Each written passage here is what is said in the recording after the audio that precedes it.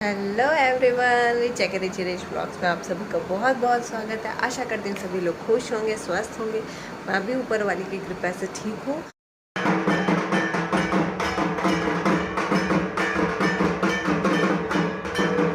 तो यहाँ पे दोस्तों मूर्ति विसर्जन हो रहा है। हड़िया पट्टी की मूर्ति विसर्जन मैं यहाँ पे आपको दिखा रही हूँ।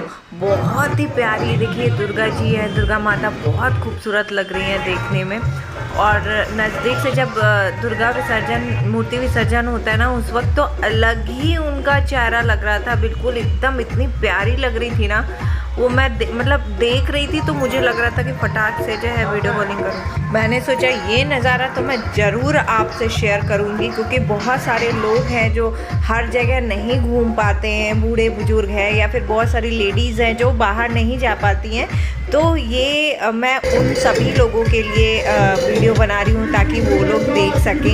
इतनी प्यारी मूर्ति है, मतलब प्रतिमा में अलग ही मतलब रौनक थी। देखिए आप देख ही रहे, इतनी बढ़िया लग रही है प्रतिमा। तो इस वजह से मैंने उन सभी महिला बुजुर्ग लोग के लिए जो है बनाया है ये वीडियो, ताकि वो लोग जो लोग नहीं गए हैं, नहीं घूम पाए हैं, वो लोग ईजिली घूम ले। और भी बहुत सारी मैंने वीडियो बनाई है दुर्गा पूजा में, बहुत सारी प्रतिमा जहाँ जहाँ मैं गई हूँ वहाँ की वीडियो बना करके प्रीवियस ब्लॉग में मैंने डाली हुई थी। जिन जिन लोगों ने नहीं देखी है भागलपुर की प्रतिमा, वो आप वहाँ मेरे प्रीवियस व्लॉग में जा कर के देख लें। ये देखिए दोस्तों, ये वाइट कलर के प्रतिमा है, जो गणेश जी, कार्तिक भगवान जी, ये सारे वाइट कलर के प्रतिमा है। मैंने दिखाया था पिछले व्लॉग में आदमपुर की प्रतिमा।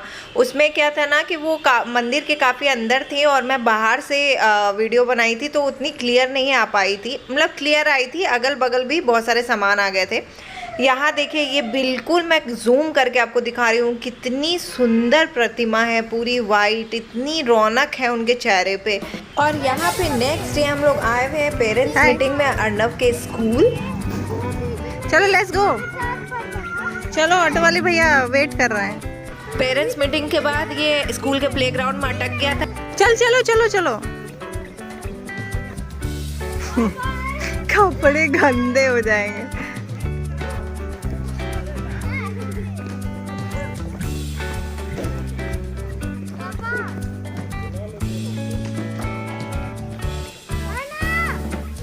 अर्नव का दोस्त बुला रहा है, लेकिन ये खेलने में, झूला झूलने में इतना बिजी है कि किसी की सुन ही नहीं रहा।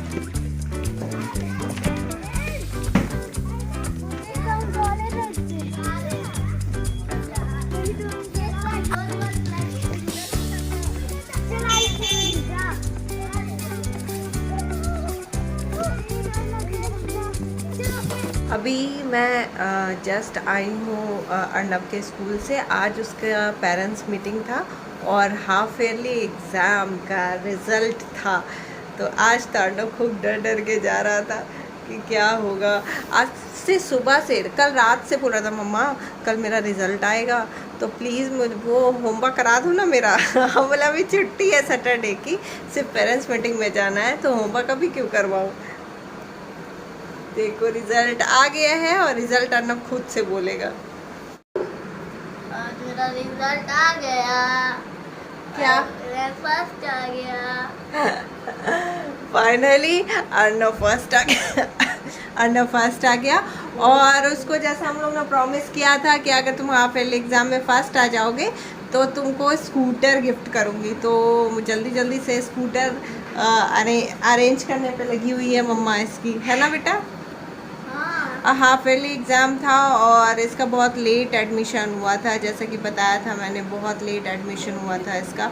और 1 मंथ में उसने 6 मंथ का कोर्स कंप्लीट किया और 1 मंथ के जैसे ही उसने 1 मंथ की क्लासेस कंप्लीट हुई, नेक्स्ट 2nd मंथ उसका हाफ ईयरली एग्ज़ाम ही हो गया। मतलब उसका जुलाई एंड में इसका एडमिशन हुआ और सितंबर 1st वीक में इसका वो हो गया, एग्ज़ाम हो गया, हाफ ईयरली एग्ज़ाम। इतनी जल्दी कैसे मैनेज करना पड़ता। बच्चा बहुत मेहनत किया, मैंने भी बहुत मेहनत किया, दिन रात एक कर दिया उसको पढ़ाने में, समझाने में। और बहुत ज़्यादा प्रेशर था कि पता नहीं कर पाएगा कि नहीं कर पाएगा। पर क्लास मतलब छोटा बच्चा है, जूनियर क्लास है, तो मैंने सोचा कि मैं अपनी तरफ से पूरा एफर्ट दूंगी और बाकी छोड़ दूंगी बच्चे पे, क्योंकि इतना ज़्यादा प्रेशर भी नहीं देना चाहिए बच्चों को, बच्चा बहुत छोटा है।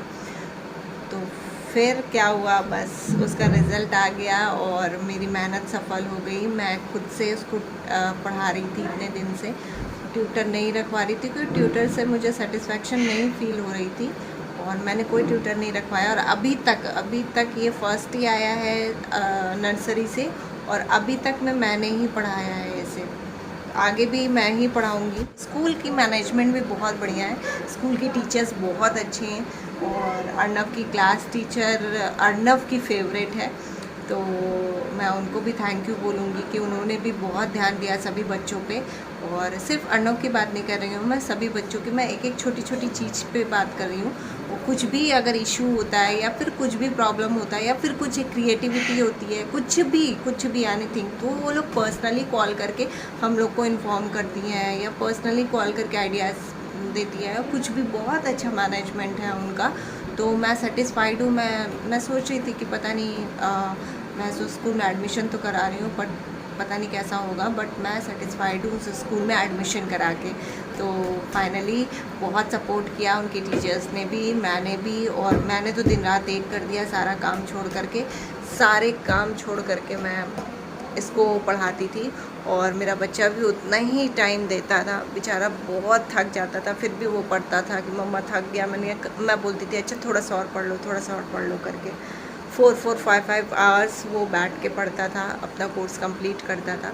आज उसका रिज़ल्ट सामने है और बहुत अच्छा लग रहा है, बहुत प्राउड फील हो रहा है मेरे बच्चे पे। I love you. I love you,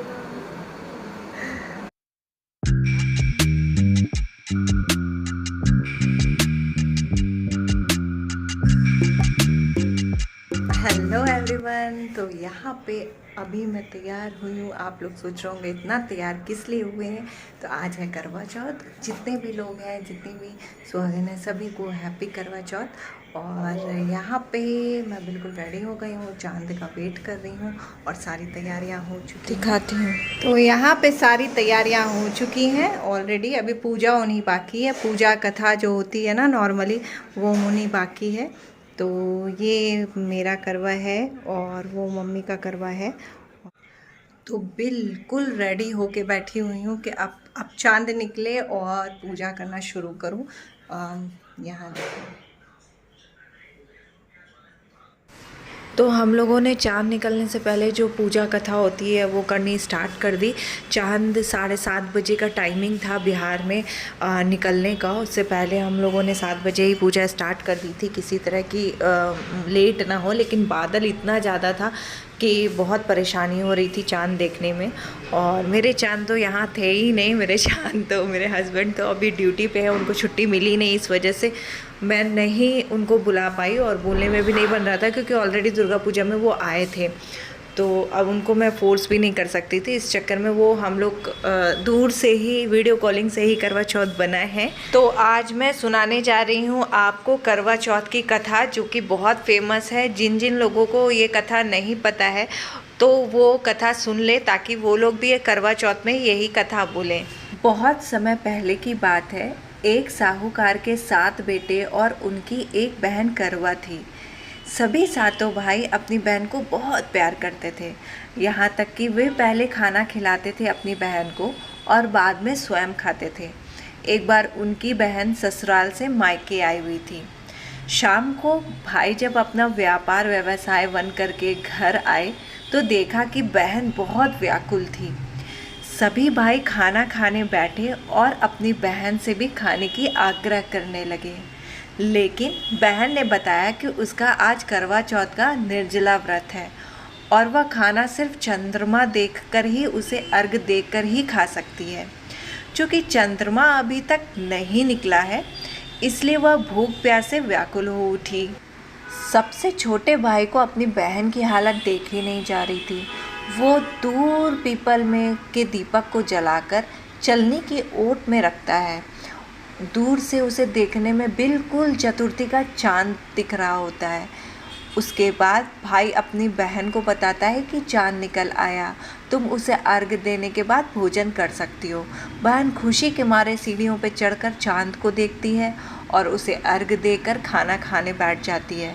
पहला टुकड़ा मुंह में डालती है तो उसे छींक आ जाती है, दूसरा टुकड़ा डालती है तो उसमें बाल निकल आता है, और जैसे ही तीसरा टुकड़ा डालने की कोशिश करती है तो उसके पति की मृत्यु का समाचार उसे मिल जाता है। वो बौखला जाती है।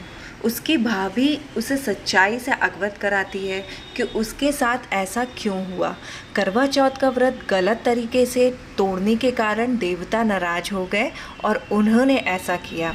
सच्चाई जानने के बाद करवा निश्चय करती है कि वह अपने पति का अंतिम संस्कार नहीं होने देगी और अपने सतीत्व से उन्हें पुनर्जीवन दिलाएगी।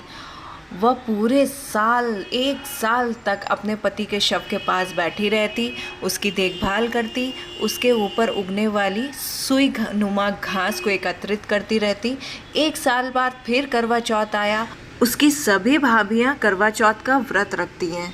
जब भाभियां करवा से आशीर्वाद लेने आती हैं तो वह प्रत्येक भाभी से यम सुई ले लो, पिए सुई दे दो, मुझे भी अपनी जैसी सुहागन बना दो, यह कहकर आग्रह करती है। लेकिन हर बार भाभियाँ उसे अगली भाभी से आग्रह करने को कहने के लिए बोल देती है। इस प्रकार जब छठे नंबर की भाभी करवा के पास आती है तो करवा वही आग्रह उनसे भी करती है। यह भाभी उसे बताती है कि चूंकि छोटे भाई की वजह से उसका व्रत टूटा था तो उसकी पत्नी में ही शक्ति है कि वह तुम्हारे पति को दोबारा जीवित कर सकती है, इसलिए जब वो आए तो तुम उसे पकड़ लेना और जब तक वो तुम्हारे पति को जिंदा ना करे उसे नहीं छोड़ना। ऐसा कहकर वो चली जाती है। सबसे अंत में जब छोटी भाभी आती है, करवा उनसे भी सुहागिन बनने की आग्रह करती है, लेकिन वह टाल मटोल करने लगती है। इसे देखकर करवा उन्हें जोर से पकड़ लेती है और अपने सुहाग को जिंदा करने के लिए कहती है। अंत में उसकी तपस्या देखकर भाभी पसीज जाती है और अपनी छोटी उंगली को चीरकर उसमें से अमृत उसके पति के मुंह में डाल देती है। करवा का पति तुरंत श्री गणेश कहते हुए उठ बैठता है। इस प्रकार कृपा से उसकी छोटी भाभी के माध्यम से करवा को अपने सुहाग वापस मिल जाता है। हे गणेश, माँ गौरी, जिस प्रकार करवा को चिर सुहागन का वरदान आपसे मिला है वैसे ही सब सुहागिनों को मिले। तो फाइनली फास्ट खोल लिया है और फास्ट खुला है। अभी खाना नहीं खाई हूँ, अब जाऊँगी खाना खाने। पूजा की पूरी विधि इसलिए नहीं दिखा पाई क्योंकि छत थी, छत में थोड़ी लाइटिंग नहीं लगवाई थी, हस्बैंड थे नहीं इसलिए लाइट नहीं लगवाई थी तो पता नहीं चल रहा था। और चांद का बहुत वेट करना पड़ रहा था क्योंकि बादल बहुत थे, तो वो उस चक्कर में जो है वो उसकी वीडियो नहीं बना पाई। और बाकी अच्छा लग रहा है बहुत। और मिलती हूँ, थोड़ा चेंज कर लूँ, बहुत हैवी है। तो फाइनली खाना पीना हो गया है मेरा। हम लोग के यहाँ करवा चौथ के व्रत में पीठा बनता है, जो कि बिहार में पीठा बोला जाता है, यूपी में फरे बोला जाता है और बहुत सारी जगह बगिया बोला जाता है। आपके यहाँ पता नहीं कि क्या बोला जाता है। आप लोग प्लीज़ जल्दी से कमेंट में बताएं कि आपके यहाँ इस पीठा बगिया को क्या बोला जाता है, जो चावल की बनती है। तो हम लोग के यहाँ वही बनता है और हम लोग वही खाते हैं आज के दिन। तो आज हम लोग खा चुके हैं खाना। अभी बज गया है 10 और सुबह से काफ़ी फास्टिंग में थी तो बहुत थकी हुई हूँ। तो मिलती हूँ कल। वीडियो अच्छी लगी हो तो प्लीज़ लाइक शेयर ज़रूर करें। चैनल में नए हैं तो सब्सक्राइब करना ना भूलें और मिलते हैं नेक्स्ट ब्लॉग में नेक्स्ट वीडियो के साथ। तब तक के लिए बाय बाय।